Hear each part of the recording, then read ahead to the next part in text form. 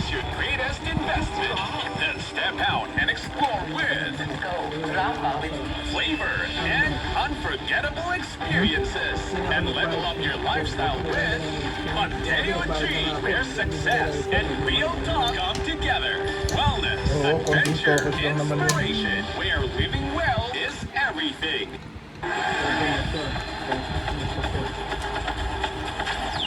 tamang kompensasyon ang panawagan ng mga guro sa DepEd kaugnay ng aral program.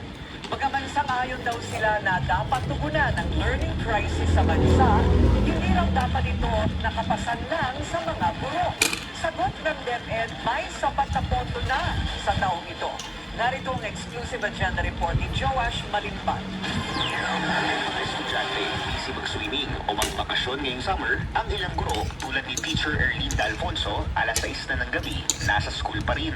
Busy pa kasi siya sa magpiprint ng learning materials para sa unang araw ng aral program summer session na opisyal na nagsimula kahapon. Isa siya sa mga public school teacher na napilitang sumalo ng tutoring responsibilities para sa academic recovery and accessible learning o aral program ng Department of Education. Parte ito ng learning recovery initiatives ng DepEd kasunod ng nangyayaring learning crisis sa bansa. Layo ng programa na ipasailalim ng mga piling mag-aaral sa remedial at tutoring sessions para punan ang kakulangan nila ng sapat na kaalaman sa ilang subjects tulad ng mathematics at language o reading. Dahil magkakaroon ng tutorial sessions, ipinangako raw ng DepEd sa mga guro na hindi ito dagdag na trabaho dahil kukuha raw ng mga para-teacher o tutors na hindi empleyado ng DepEd. August 2025, inimplementa ang programa. Pero simulat sa pool, ang mga public school teacher na raw tulad ni Teacher Erlinda ang sumalo ng responsibilidad dahil kaunti lang ang nakuhang para-teachers at external tutors ng DepEd. Ibig sabihin, extended ng 1 to 2 school hours ang trabaho ng mga guro para magturo sa mga estudyante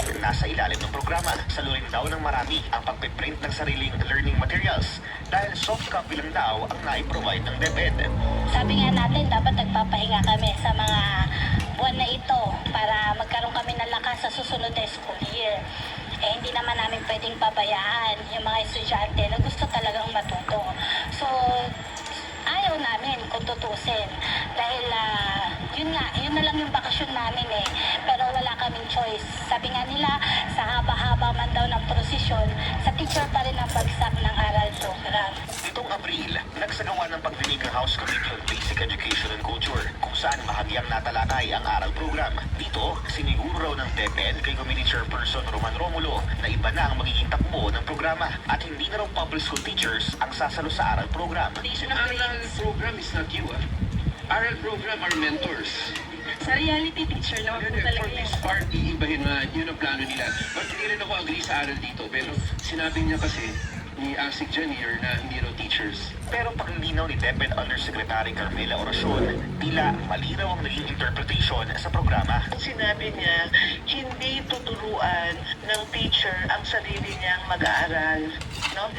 Yung the teacher himself or herself will not tutor the child where the child from his or her own English class or advisory class. Parang ganon. Ayon sa DepEd, the target last year na magkaroon ng 443,000 tutors. Layon daw nito na bawat guro mayroon lang 10 hanggang 15 estudyanteng tuturuan. Out of the 443,000, 27,000 lang daw ang nakuha ng external tutors sa buong